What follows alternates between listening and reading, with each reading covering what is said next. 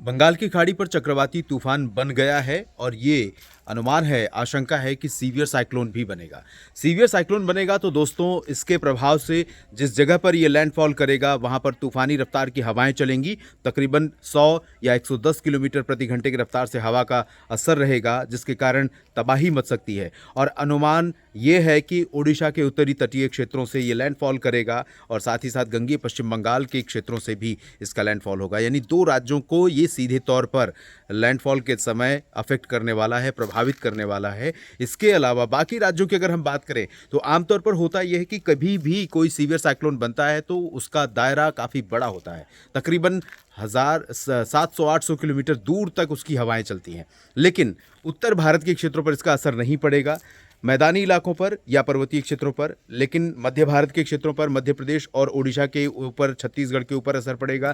ओडिशा तो डायरेक्ट प्रभावित हो रहा है, छत्तीसगढ़ के ऊपर असर कहीं कहीं पर पड़ेगा अप्रत्यक्ष रूप से, क्योंकि हवाएं बदल जाएंगी, हवा में रफ्तार होगी, हवा में नमी होगी और हवा बादल प्रोड्यूस करेगी। तो छत्तीसगढ़ के कुछ इलाकों पर हवा के साथ बरसात की आशंका रहेगी, ओडिशा पर कई जगहों पर रहेगी, गंगीय पश्चिम बंगाल पर कई जगहों पर रहेगी, बिहार के पूर्वी रीजन में पटना और वैशाली तक बरसात होने की संभावना या आशंका रहेगी।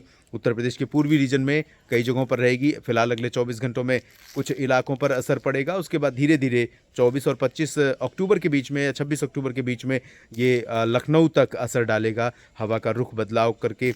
और हवा का रुख बदलेगा तो बादल भी बनेंगे और कुछ इलाकों में थोड़ी बहुत बूंदाबांदी, हल्की वर्षा शुरू हो सकती है। लेकिन बहुत ज़्यादा असर पूर्वी उत्तर प्रदेश के भागों में नहीं रहेगा। लेकिन क्योंकि ये मैच्योर होने का समय है फसलों के, और फसलों की परिपक्व अवस्था में जब भी कहीं पर बरसात की संभावना या आशंका बनती है और वो भी हवाओं के साथ और तूफान के कारण, तो नुकसान का डर किसानों के मन में बढ़ जाता है। और ये स्थिति इस समय मध्य पूर्वी बेसिकली उत्तर भारत में सिर्फ उत्तर प्रदेश का रीजन रहेगा, जिस पर इसका कुछ असर अगले 2-3 दिनों, 4 दिनों के दौरान दिखाई पड़ सकता है। 24 से लेकर 26-27 के बीच में 3 दिनों के दौरान।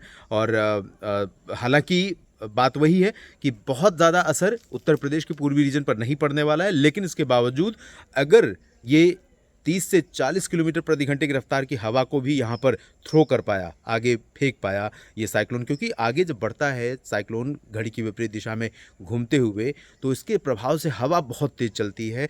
हवा जब चलती है तो जिस जगह पर लैंडफॉल करेगा वहाँ सबसे ज़्यादा प्रभाव रहेगा। जैसे जैसे दूरी बढ़ती जाएगी लैंडफॉल के रीजन से, वो हवा का प्रभाव, उसका कह सकते हैं आफ्टर इफेक्ट, सब कम होता जाएगा।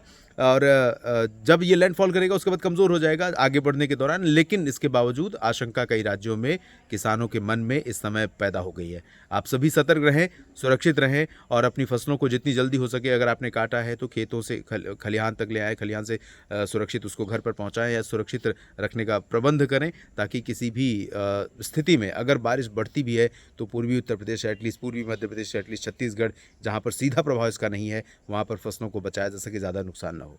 इस वीडियो में फिलहाल इतना ही। लगातार मेरे साथ जुड़े रहिए मौसम तक चैनल और न्यूज़ मीडिया मंच के साथ। मौसम के बारे में और डिटेल पूर्वानुमान मौसम तक चैनल पर और मौसम तक फेसबुक पेज पर अपलोड किया है, आप ज़रूर देखें। धन्यवाद।